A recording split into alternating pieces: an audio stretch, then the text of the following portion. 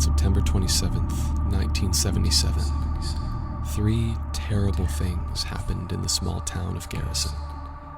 An infant was stolen from its crib, never to be seen again. A forest fire sparked just a mile down the road. And the first in a series of grisly murders rocked the town. All had one thing in common. They were perpetrated by what those in the town call the Shadow Man. Lost among the forests and hills of West Virginia, Garrison hides away a dark history almost no one outside of the town has heard. Until now. Welcome to Strange Trails. I'm your host, Finn Mitchell, and over the next few episodes, I'm going to bring you along on my investigation into just who the Shadow Man is and what is going on in Garrison.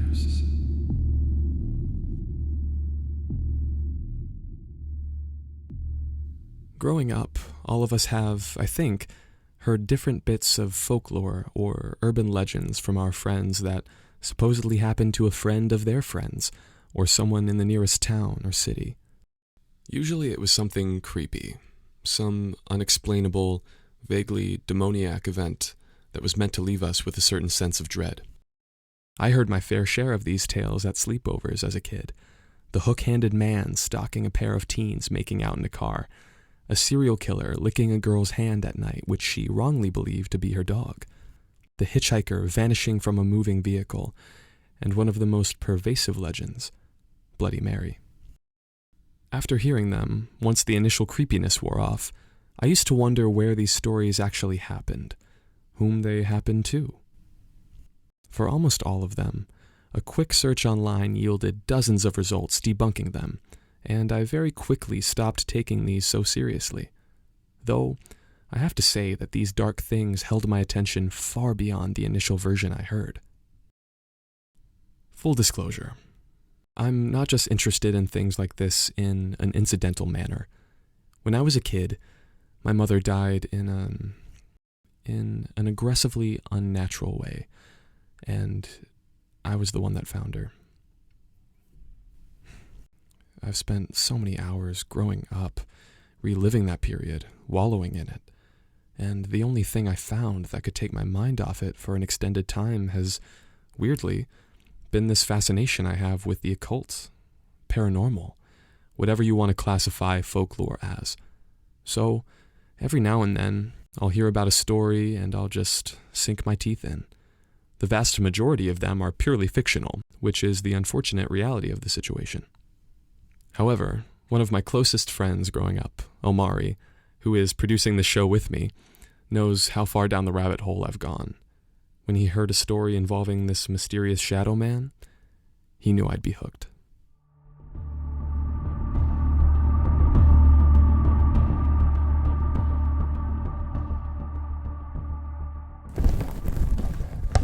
Okay, so explain for me this legend as close as you can get to how you told me the first time. My ex's sister Brittany told me. Wait, I thought it was his cousin Kayla. Yeah, right. I don't know. They were both there. Okay. We're hanging out at a party. I don't remember what it was for exactly. Birthday, maybe. And a group of, about 5 of us split off to shoot the shit on the deck. And we're out there for a bit, and then some girl heard a branch breaking in the backyard and a weird crying sound. She screamed and everyone laughed at her. It was just dark, and it was probably just an animal. A fox or something. A fox? Yeah, they make those noises sometimes. Sound like a crying baby. But anyway, for whatever reason, Kayla came to her defense. Just not in the way you'd expect. She didn't tell us, hey, stop being dicks to her. No, she just sort of started talking about this story she heard. And she didn't call it folklore, but everyone else started calling it that, so that's what I went with when I told you. I recall. So the story, according to her, was that decades ago in a small town, a few hours east of Charleston, a baby was stolen from its house. Thing was, the house the baby was taken from was locked, completely. There were no signs of forced entry, and no one heard anything. Neither the parents or their son. The little girl just disappeared from her crib. Not long after she'd been taken, a fire broke out just outside the edge of town. And right as people were first realizing what was happening in the forest, trying to alert their neighbors, call the fire department and whatnot, many people reported seeing this figure around the area. And he was wearing all black, just completely shrouded from view. And a few people insisted they heard a baby crying from near the person. Someone called him Shadow Man, and the rest went from there. People around here searched high and low for him. There's no sign of him or the baby girl. They say to this day, sometimes you can hear the baby crying in the distance if you're close to the edge of the forest. And when children are naughty, he emerges from the forest and punishes them with this slow, painful death. And now this weirdo thinks decades-old cold cases are worth investigating. Okay. Well, I think it could be interesting to see where these stories we all tell each other come from, Let's find the origin of the story. That was the seed. All I set out to explore was a bit of folklore dating back to the 1970s. What I found about that time was not only a nascent serial killer, but a horror that reached all the way to the present day. Before we dive into the myriad of atrocities that have been attributed to him, I want to explore who this Shadow Man is. To do that, I had to first find out where these events had taken place. It took a long time, but after spending a few weeks at the library sorting through envelopes of microfiche, miniaturized reproductions of newspapers, catalogs, and other documents, I did eventually manage to confirm that Garrison was the town described in the story. The wildfire and missing baby both split the front page of the Garrison Courier from Sunday, October 2nd, 1977. In the middle of the article about the fire, mentioned almost in passing, was, here, let me quote it for you. The body of Eugene Osborne was found outside his home on North Hill Street by his mother. He died of apparent smoke inhalation from the fire and is one of 3 known casualties of the blaze. Now, that might not seem to add much right now, but there's certainly more to his death than smoke from a fire miles away. Once I had the location figured out, it was impossible not to go visit to see the area firsthand. To begin, I wandered the streets of Garrison with Omari, asking those passing by what they thought of the legend.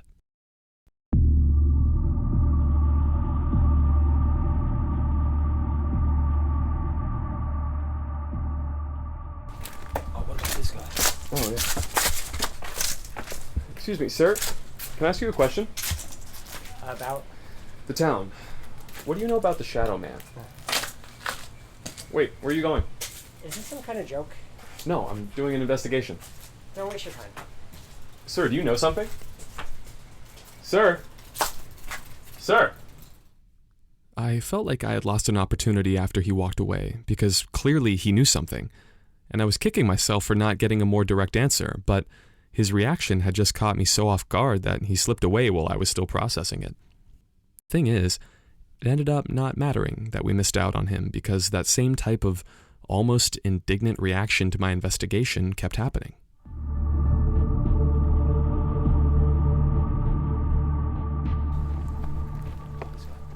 Oh, excuse me, sir? Do you know anything about the Shadow Man? Excuse me? Shadow Man, the killer who took the baby and set fire to... You're not from around here, are you? No, I'm from Los Angeles. We're here to investigate what's been going on with the folklore. Investigate? Why? Our police couldn't solve it, but you think you're gonna figure out who the baby killer is? I mean, that's the hope. This town's dealt with enough already. What is going on here? Just let them go. They don't seem to like us. We kept walking, but even though it was the middle of the day, there weren't very many people out and about. Along the streets, many of the telephone poles had advertisements for garage sales or offers of babysitting stapled to them. One advertisement, with all of the stubs removed, bore the address of a local woman who did haircuts out of her home. As we continued down Main Street, toward the western edge of town, the businesses lining the streets slowly switched over to houses until we were in a fully residential area. We were within sight of the Mill Creek Bridge, which leads out of Garrison and directly into the forest. It's the only road out of town that leads to another community within 2 hours. The other exits just lead further into the wilderness. We circled back and ended up in a small park not long after.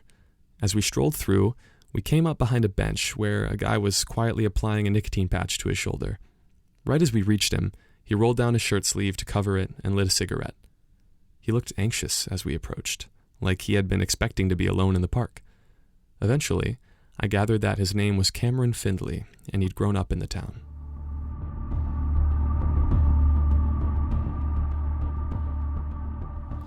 We're just looking to see if you've heard anything about him or had any experiences with Shadow Man at all. Big, tall guy. Fast fucking runner, that's for sure. I went to the school late one night to use the track a few years ago. Only time I could get it to myself. On the third lap, I see a dark figure in between the sets of bleachers. I assumed it was a coach, teacher, I don't know. And then he stepped forward into the light. Black hoodie, gloves, a face mask on, the works. I ran all the way home, refusing to look back the entire time. Where's home? Arrow Street on the west side of town, right near Mill Creek. 15-minute jog. 7 if you're sprinting. Did he follow you? For a bit, and he almost kept up. I could hear his footsteps. So people are still seeing him around? I thought the murders were over. They are. For now. Maybe not, who knows. But people still see him around all the time. Well, I don't love that. What did the police say? You told them, right? Said they'd look into it. That's the last I heard from them, though. But we had one of the lockdowns a few days later, so there must have been a bunch of sightings around then. How'd you... Listen, I'm on a lunch break right now. Trying to relax a bit. I don't really want to be thinking about stuff like this, so if you could... No problem. Thanks for the information. If Shadow Man wore gloves, as Cameron said, it'd explain why there were never any fingerprints found near where he'd been sighted. But Cameron's description helped to form a picture in our heads of the person haunting the garrison streets. We continued our tour of the town, asking everyone we walked by whether they'd be interested in talking. Almost no one took us up on the offer. It wasn't long before we were at Back Road, the road spouting from the southern edge of town, leading toward the now-defunct Sanderson mine the town used to rely on for jobs. There weren't too many people in this area, just a few small shops here and there.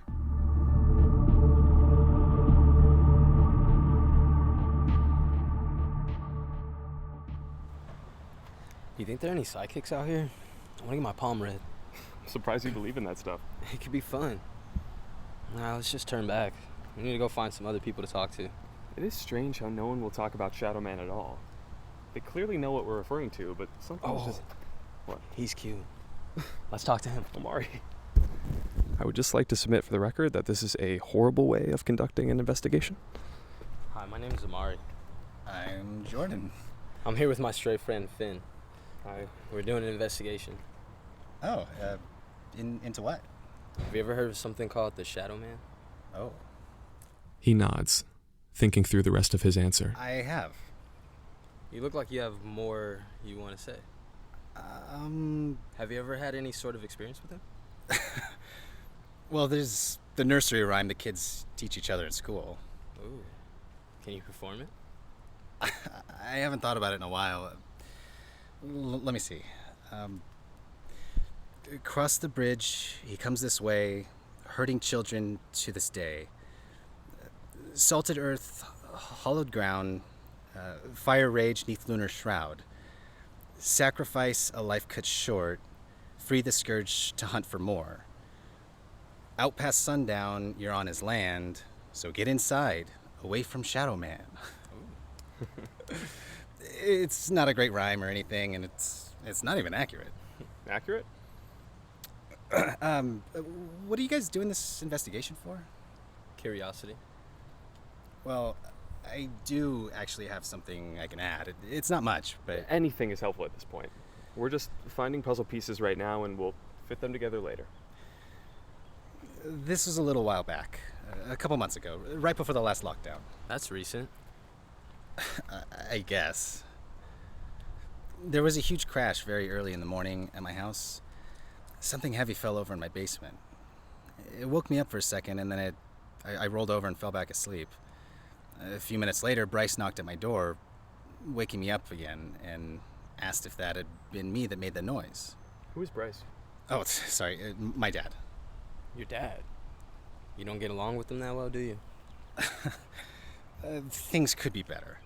But anyway, I told him no. It came from below me. He didn't seem to believe me, but there's not anything that heavy in my room except maybe my dresser, you know? I wanted to go back to sleep, but something felt weird. He sleeps in the room directly below mine, so wouldn't he have known that sound didn't come from my room? Once I was out of bed, I heard him downstairs opening the door into the basement. It drags along the floor when the wood expands, and when he went down there to check it, nothing had been touched. I joined him, and there was nothing that had been knocked over that would explain the sound, but I mean, it had to have come from there.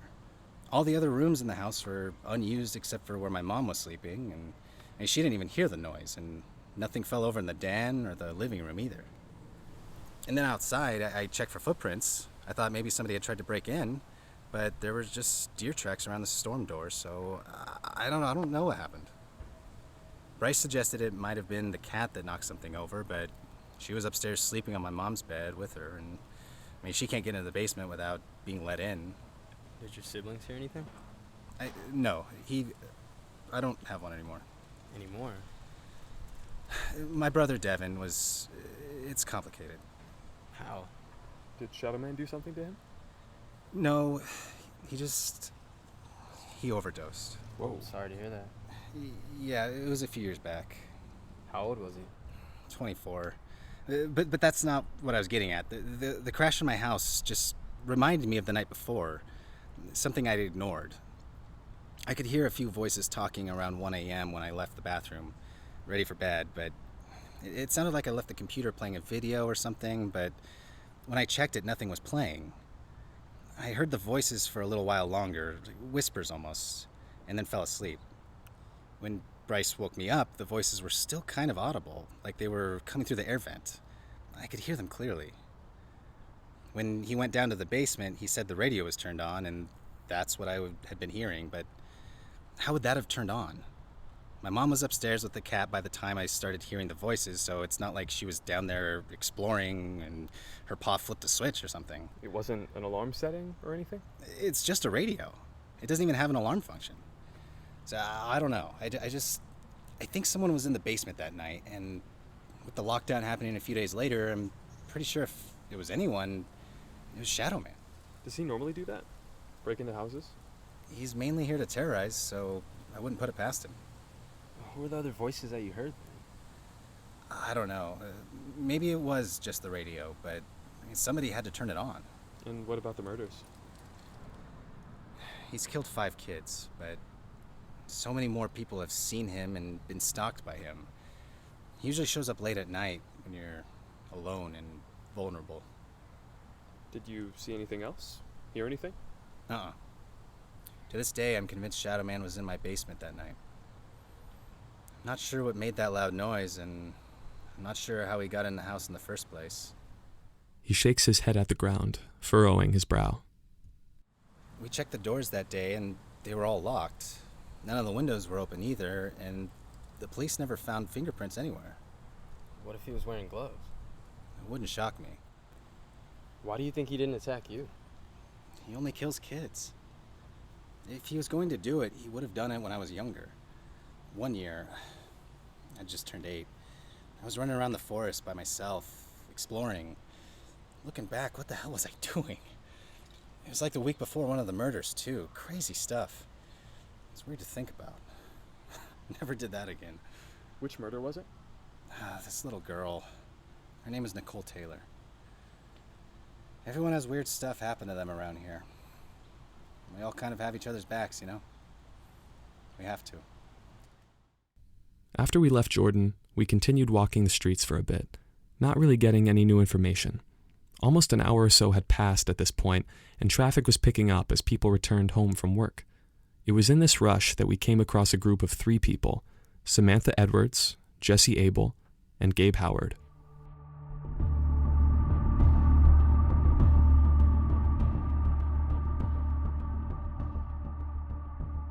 We're wondering if any of you have had an experience with the Shadow Man. Gabe shakes his head vigorously, mimicked by Jessie. Samantha, though, bites her lip for a second, glancing quickly between Omari and me, as if she's silently debating revealing something. I haven't talked about this in, oh God, years. What? Did you ever try to run from your shadow as a kid? Once or twice. I used to do it all the time. No siblings, so when I didn't have friends over, I would be left by myself. My shadow was my imaginary friend, always with me. But sometimes I'd get in fights with her and want her to leave me alone. So I'd run as fast as I could, but she'd always stay right with me.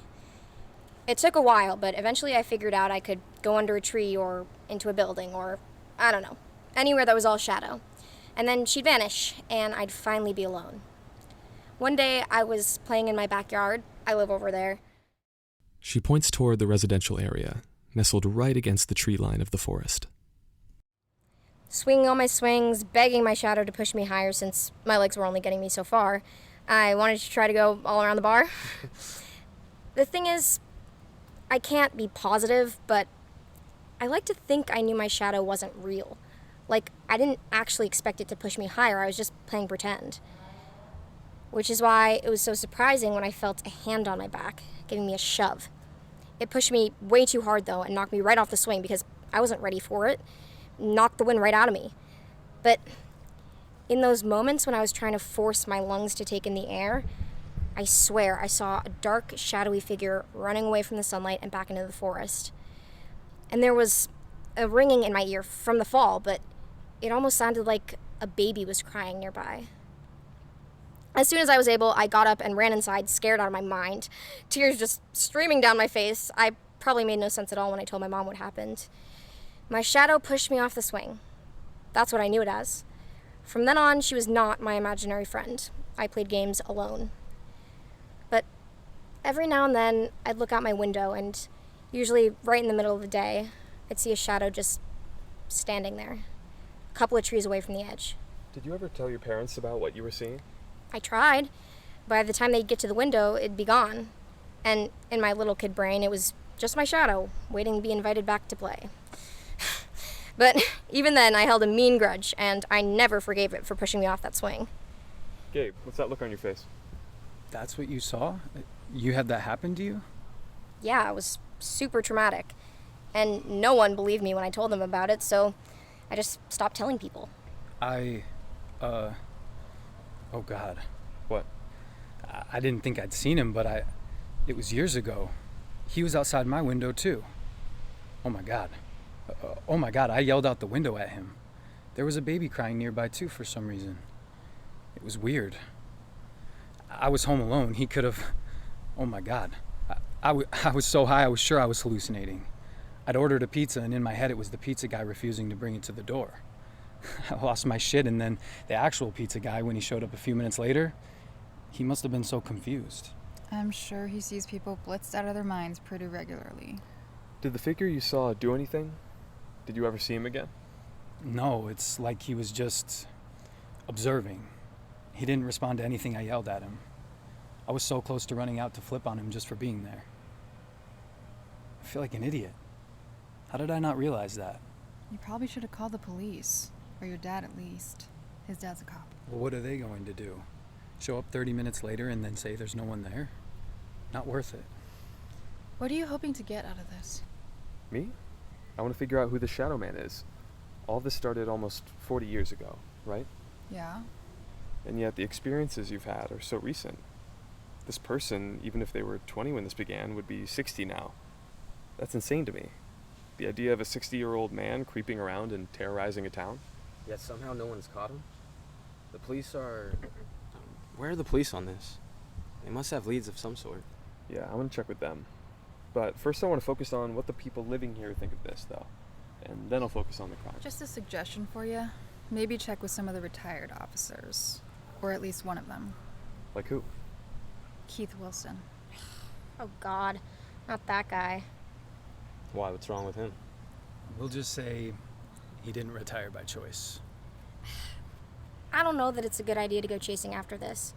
You don't know what you're gonna run into. We'll be okay, I'm sure. Thank you for the chat. Anytime. Maybe she's right, though. Who? Samantha, we don't know what we're gonna run into. I didn't know Shadow Man was still around making appearances. Kind of interesting, huh? I thought this was all in the past. That's why I told you about it. Hey, do you remember a few years ago when all over the country people were seeing clowns everywhere? Yeah. I mean, that was clearly just a bunch of people hopping on a bandwagon to freak others out. There's always people out there who, for whatever reason, enjoy tormenting others. And luckily in that case, no one got injured. But in this case, there are crimes that we know happened.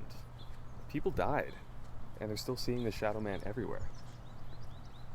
I don't know if it's another case like with the clowns where it's someone or someone's doing this right now just to carry on the legacy or whatever, but I want to know who it is. I want to know how it's still happening now if it's been going on for 40 years.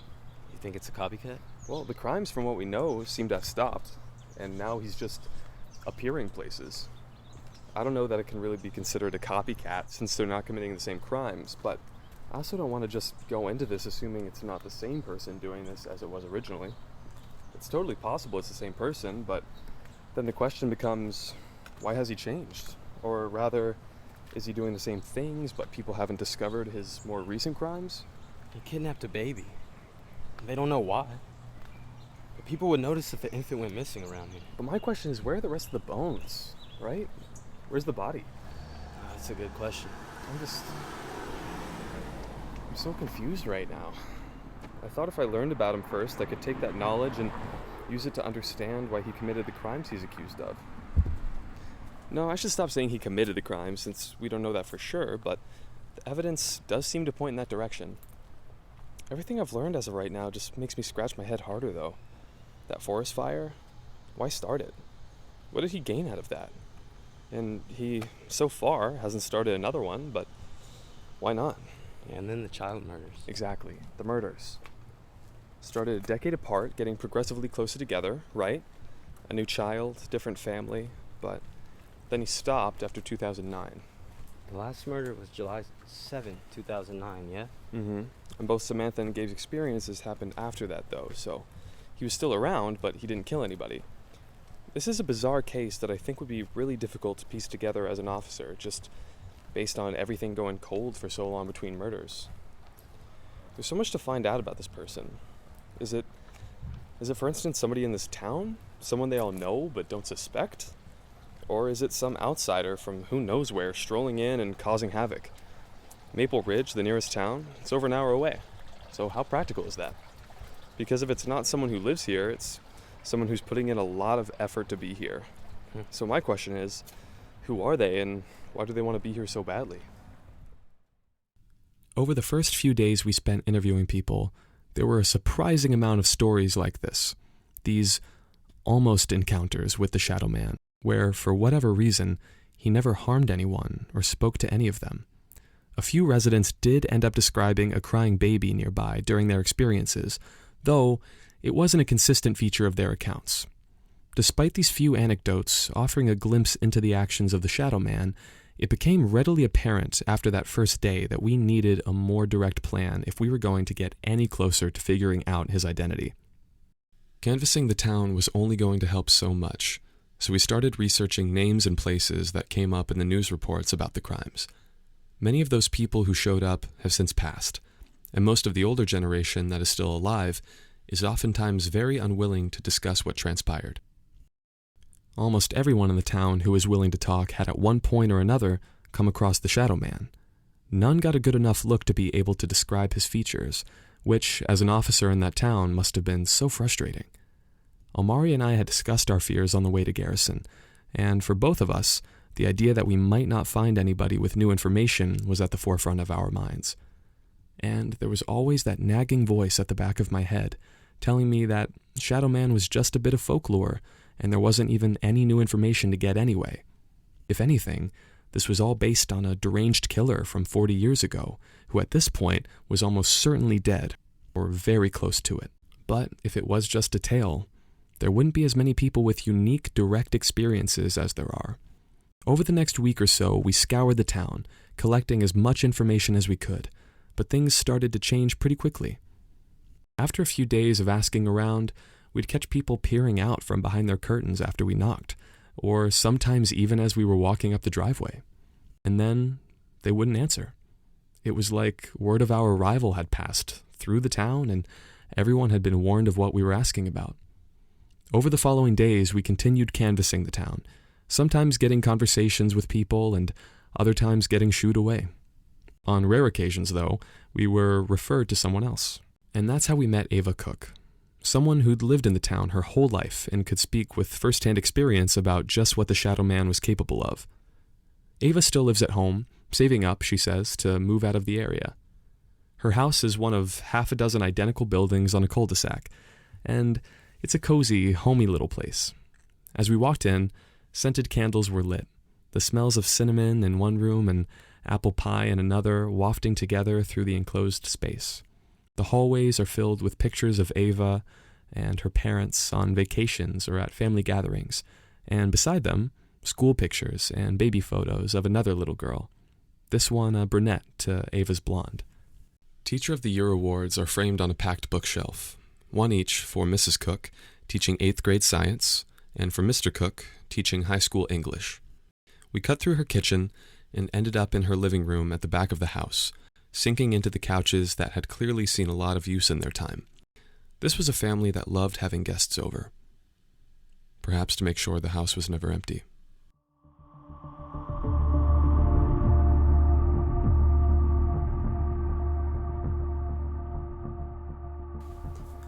So for the sake of those listening, we'll just say here that we found you through your friend Darcy.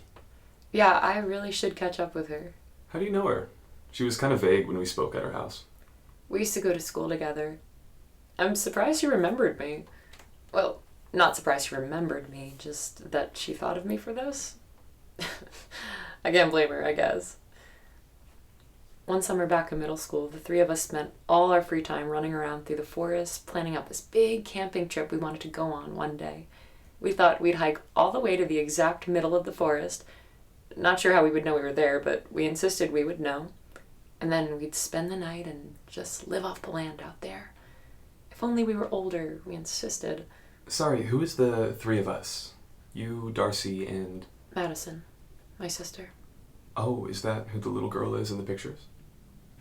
Ava nods curtly, her mouth closed tight. So, Darcy, you knew her pretty well then? For sure. We actually used to be neighbors. Oh, she moved away? No, we did. Well, this place is almost directly across town from where she lives. After everything that happened, we just couldn't be in that house anymore. What happened at that house? It didn't start there, so maybe I should start with where it began. Yeah, wherever works best for you. As I said, Darcy, Madison, and I were practically inseparable. This was the summer Darcy and I were 14. Madison was 10. She always wanted to come along when Darcy and I would go out to play. Usually we just hung out at one of our houses playing video games or watching TV. But in the summer it's too hot to be stuck in a stuffy house all day, and we would instead go cool off in the shade of the forest. There's a path just at the end of the street that leads in a ways. At school, Darcy and I had heard that not far beyond the end of the path, there's a secret lake that no one knows about. Weird looking back on how no one knew about it, even though everyone apparently knew about it. We decided one day it was too hot out to stay home, and even in the forest it was too much because there was no wind, so it was just muggy and uncomfortable, and we were getting cranky. That was when I suggested trying to find the swimming hole. The three of us had never gone past the end of the trail. We'd gotten to the end, but always stayed within sight of it, just so... You know, we were 14, but we weren't stupid. We needed to be able to get back home. Plus, our parents were pretty strict about that. We had to be within sight of the path, so if they came looking for us, they could find us. But that day, that hot, muggy day, I said, hey, let's bring our swimsuits and go find the swimming hole. It couldn't be that hard to find if everyone at school knew about it. Whatever our parents said wouldn't matter. We'd be back before they knew we were even there. We got our things and we were off. It takes about 15 minutes of hiking to get to the end of the path, and then you're on your own. 15 minutes into the forest, that's beyond yelling distance. No one from outside is going to hear you. I think that's what's always stopped me before, knowing that if we lost where the path was at that point, we were on our own. Cell phones aren't an option out there. We're in the quiet zone. And unfortunately, that day was so hot, I was willing to take that risk. We hiked a bit beyond the end of the path, looking at the ground to see if any other kids had left tracks that might lead to the swimming hole, and Madison found them. They were footprints, like someone had walked through the forest barefoot, but they were covered in soot. It was like blackened, singed-looking footprints. Tough to describe. Someone got dirty, we figured, and they were trying to wash off in the lake. They veered off, and we followed them, trusting that they would lead us where we wanted them to. And they did. Do you want to take a minute? No. I've told this story so many times. It's worth it to get it recorded now so I never have to again. Okay. But if you ever need to stop, though, we can stop whenever. Don't feel any pressure. It's okay. Okay. We found the lake. Much larger than I expected. Maybe 100 feet across, if not more. It was beautiful, just how everyone at school described it. The tracks led us there perfectly. I think the issue for us was that we never actually noticed there were no tracks leading away from it. Oh my gosh. We swam for a while. It was fun, the water was refreshing. Honestly, it was a perfect day. No other kids ever showed up, so we had the whole place to ourselves. There's a little waterfall from the stream out of the mountains, so we were jumping into the water and everything, splashing and laughing, and I'm sorry. Sometimes I just need to live in that happiness again. Because at the end of our time there, when the sun was getting low in the sky, that was when I had this weird feeling. Darcy and Madison didn't seem to notice anything. They were still playing Marco Polo, but I felt like we weren't alone. Not that we were being watched or anything, but that someone else was around, could hear us. So I told them to be quiet and start getting ready to go. Madison complained. That's just what she did, so I had to convince her to get out of the water. At this point, I was out and dried off. Darcy had gotten out and was toweling off. But Madison, she wasn't ready yet. I tried a trick my mom used on me all the time back then, telling her we'd come back another day. But have you ever had to tell a kid to get out of a pool? No amount of anything is going to convince them to leave their fun in the present, especially when they don't get to go swimming all that often. We argued a bit, and I yelled, and she finally got out of the water. At this point, the whole forest was in shadow. We couldn't see the sun anymore. I wanted to get home, or at least get back to the path where I'd feel more comfortable. At least knowing where we were in that moment would be enough. The hike there had been maybe another 15 minutes on top of the 15 to the end of the path, so we were a good half-hour hike deep into the woods, as little girls with no cell phone service. I totally get why our parents didn't want us that far into the forest. It took forever, but I managed to get Madison going, heading up and following the black footprints we'd followed there. Darcy followed her, and I took up the rear. To this day, I don't know if looking behind me as we left the clearing was ultimately a good thing, or if it ruined my life for no reason. But I did. And in the middle of the lake, someone was treading water. It was too dark at that point to make out features. We turned around to start walking maybe 20 seconds earlier, so I don't know how they got into the middle that quickly, and we really weren't that far away from the water. We should have heard them getting in, or at least moving through the bushes or something. I held in a scream. Maybe I shouldn't have, but I didn't want to scare Madison. And Darcy, I love her, but she would have freaked out more than Madison, so I kept it to myself. If they'd been actively swimming towards us, I would have screamed and sprinted for sure, but instead I played the older sister and hurried Madison along. Really hurried her to the point where she was starting to get obstinate and refusing to walk anymore. The sun's going down, Madison doesn't want to walk, there's someone behind us, and we're out of range of help. Until we heard voices coming from the direction we were headed. They were a bunch of boys, maybe 20 of them. Some of them were from our grade, and some were their brothers from high school. I think they were going to try to skip the curfew. They breezed right by us on their way to the swimming hole for an early evening dip, I guess. Around here, a lot of kids disappear into the forest for a bit when they want to go smoke or drink, and I feel like that's what the older boys were up to. The younger boys probably just actually wanted to go swimming. I told the boys we were headed home. 5 of them volunteered to walk us back, which was so nice of them. On the way back, I tried to look for the black footsteps, but with the entire crew of people walking that way, they'd been trampled out of existence. We got home safely and everything seemed fine, but after a few days, I started having nightmares. I would wake up, and in the corner of my room, the dark, shadowy figure from the swimming hole would be standing there. I couldn't move. I could barely breathe. It was horrifying. And then my body would actually wake up and I'd be able to move again. Luckily, my parents were aware of this stuff and they explained what sleep paralysis was to me.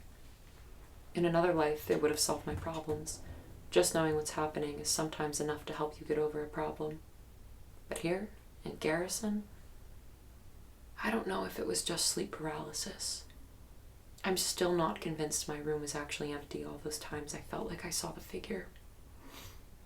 One day, I was over in the kitchen, right by the door, filling my cup with water, when my dad walked through the hall out the front door. I watched him go and shut the door behind him. A few seconds later, he came back in. I could see him out of the corner of my eye, and he walked down the hall to the study. I think he forgot his keys or something. My cup was full, so I went to go help him look. But his study was empty, and so was every other room in the house except the living room, where Madison had been sitting watching cartoons, and my parents' room, where my mom had been napping for over an hour. I woke her up, going in to check and see if Dad was in there. He wasn't. I looked in the garage, and his car was gone. He'd actually left the first time. So I don't know who walked back in right after he walked out, and I don't know where they went. But the only sign I found that proved to me someone was there was a small puddle of water right by the door, and successively smaller ones leading down the hall, like... Wet footprints. Yeah. I showed my mom, but I was holding my cup of water at the time, and she just sort of gave me a look and left. I didn't spill, though. I know I didn't. Do you think it was Shadow Man? I don't know what it was. I do know that I didn't hallucinate it. The door opened and closed. Someone was there until they weren't. Anything go missing? Anything get moved? Did you call the police? Well, my mom knew, and when he got back, I told my dad. They were in the camp that I'd been hallucinating, then pointed to my sleep paralysis and said I was sleep deprived and seeing things, which was so frustrating to hear. But now I look back as objectively as I can. I have to, or I'll go insane. But looking back, if your daughter was having night terrors and not getting enough sleep, and as far as you know, these are just totally out of the blue, since I couldn't tell them about what I'd seen at the swimming hole because we weren't allowed to be that far into the forest, their reactions make a little bit more sense. Okay, little girl, you're not getting enough sleep, and now you're seeing things. Try getting more sleep. Here, take these sleeping pills. That's what happened. I got drugged. Oh my God. Not in a these are shitty parents way. My parents love me. I don't want this to come across like they did anything wrong given the information they had. But if that was the Shadow Man, which a huge part of me believes it was, then that means I saw the person who murdered my sister. Whoa, Shit. what? Not that night, but not long after. Whoa, hang on. Your sister's dead? Madison? Oh my God, I'm so sorry. July 7th, 2009. How do you know it was him? He always does it the same way. Always? So, your sister was the last one of the Shadow Man's victims? Yeah. How's this not come up before? No one you've spoken to has mentioned it?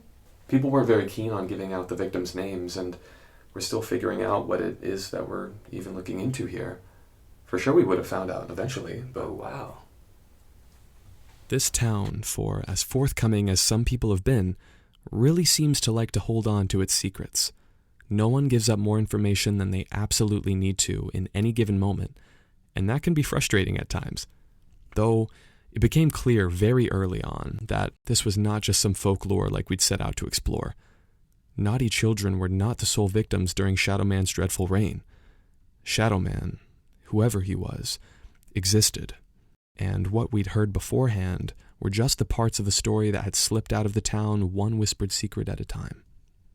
Ava was the first person to really dive into her experiences here, and I assure you, you will hear from her again. But as far as setting the stage and getting you up to speed on the mystery that is the Shadow Man of Garrison, this felt like a good place to take a pause and start really thinking about just where this investigation might lead and whether Omari and I were willing to follow it to the end. Coming up, this season, on Strange Trails. You can't trust him. Maybe we're all somewhere in line. It's just a matter of when we become the victim. He's just staring at me. Well, don't stare back. He's not blinking. What is it?